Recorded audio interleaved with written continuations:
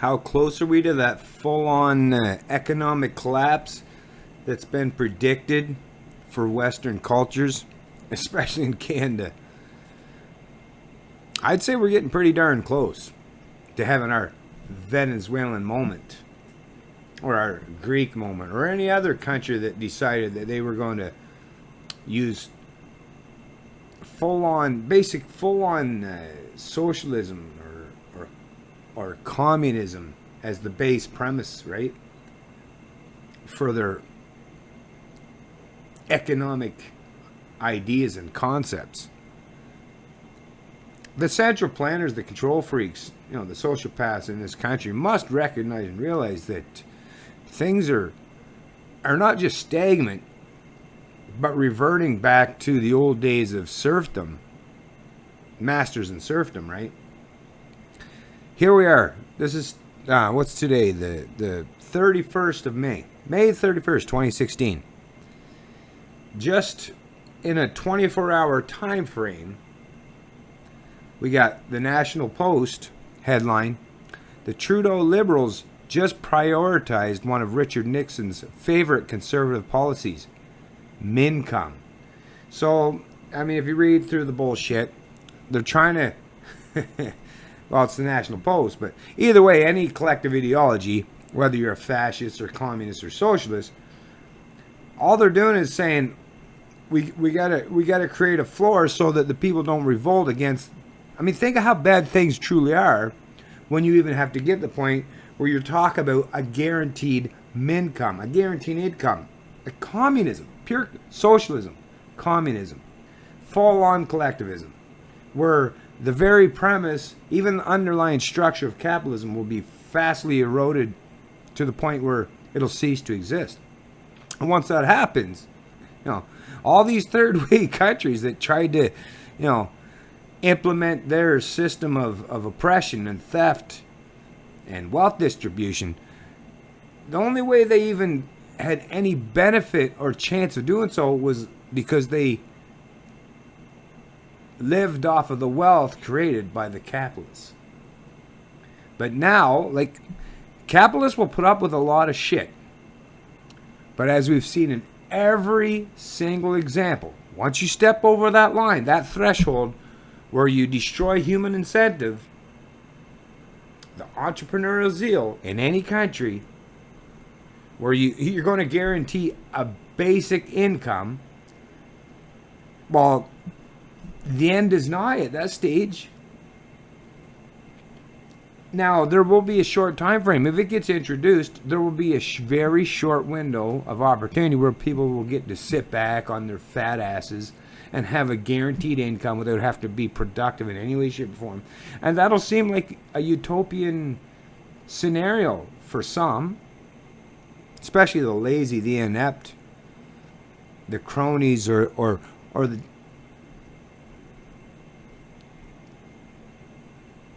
Yeah, basically the lazy people among us, right?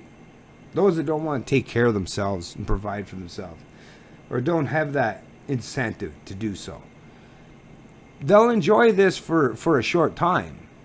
But once that starts, the clock's already ticking. But once that starts, now the stopwatch is reset to, okay, you got about a minute left. Enjoy it while you can.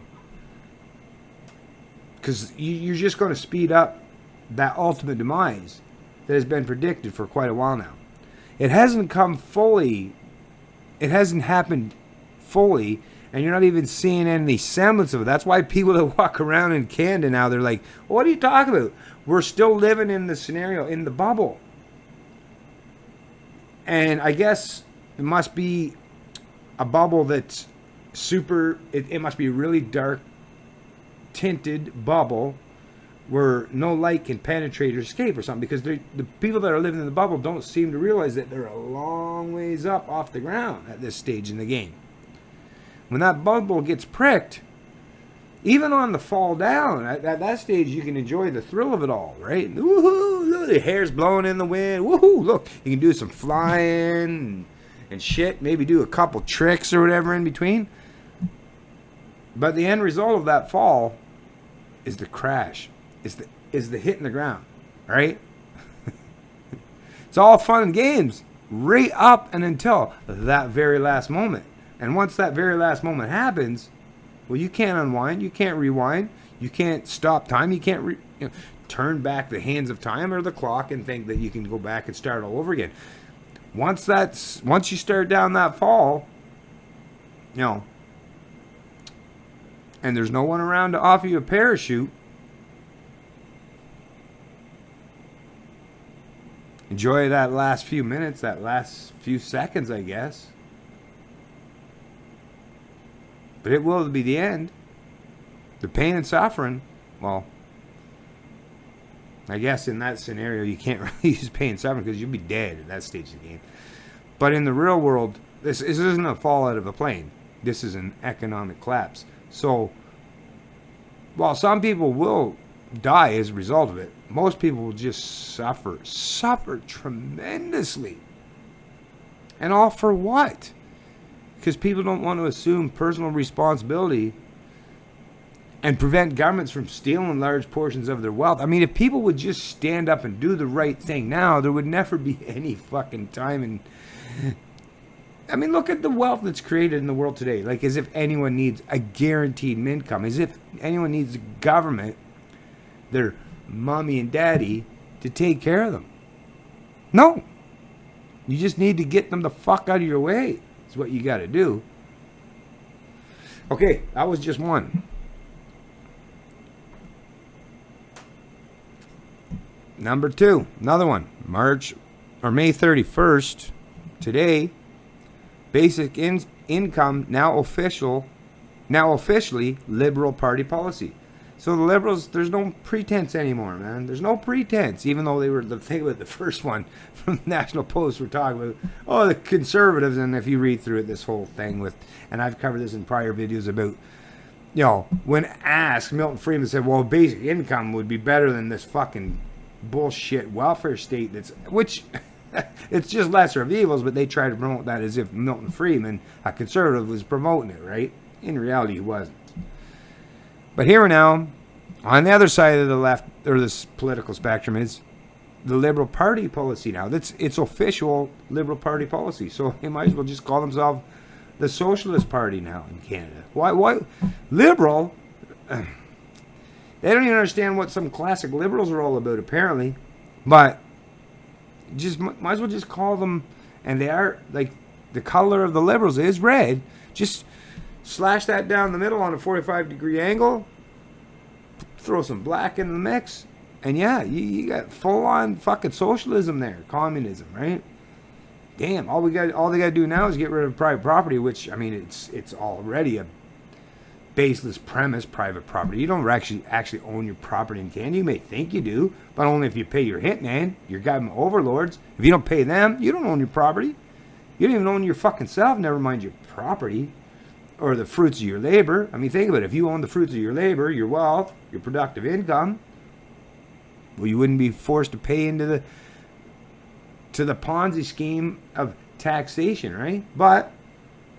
Or you wouldn't have to pay your hitman, but as we all know, you don't own anything. You don't own yourself, your body.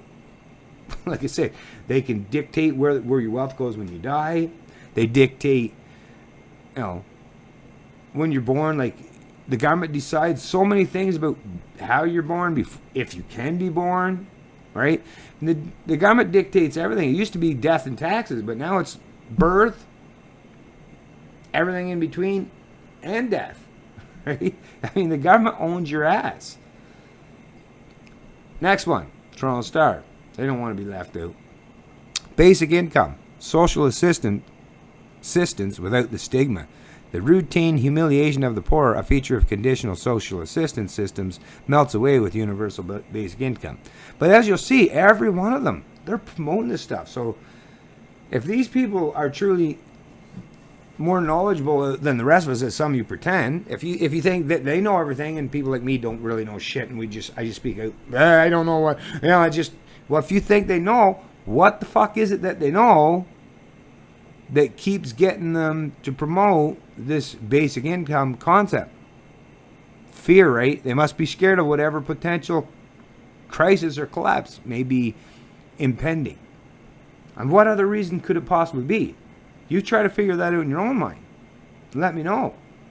Comment at the bottom of this video if you think you can come up with some other idea why all these governments, all these central planners, and these media propagandists, the mouthpiece of governments, why are they constantly promoting? And this is like the 8th or 9th time in the last couple of years that I've seen this constantly propagated and promoted.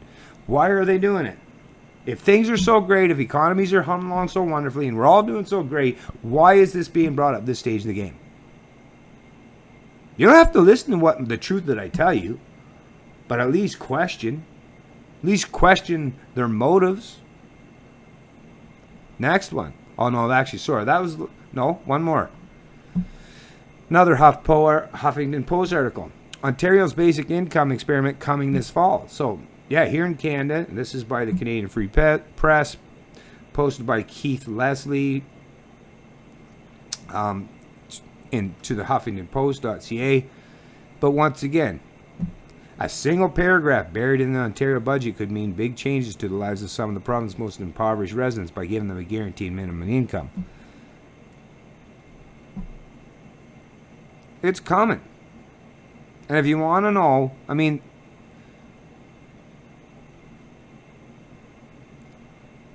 work incentives and people's ability to stand up and provide for themselves, it's already been massively depleted in the last 30, 40 years, tremendously, to be honest with you. But now we're seeing it ramped up to the point where, like, I don't know. Nobody has a crystal ball. Nobody's going to be able to tell you when this full-on collapse, not just economically, but socially. Nobody knows when it's going to happen. But do you not see all the signs, all the culmination of all these signals that are being, all these neon signs that just keep flashing constantly? Do you not see that there's something about to happen? There's something that is going to happen, or at least the central planners expect something is going to happen, to the point where they've now, think about it, think about the kind of work, the propaganda, and like I say, how many people in the media, the political pundits, think about how much work they're putting into to try to promote this stuff, to get Canadians to accept this. It's in the air, man. I can feel it. Of course, I pay attention. But even those who don't pay attention, you must feel that tap on your shoulder at least once in a while. You look around like, yeah, something's there. Something is present. I'm not quite sure what it is, but something is present. Something dark, something devious. It's there. Whether you want to recognize it or not. And you can close your eyes, you can plug your ears and pretend that it's not. But it's never going away. It's not going to go away until people, all people, own up and are responsible for the culmination of all this shit. And for people to finally swear off these central planning narratives and this forced subjugation, this slavery that still exists in the 21st century. That has to take place before any of this foolishness can be laid to rest and put out to pasture. It's Canadian Libertarian, and I love liberty.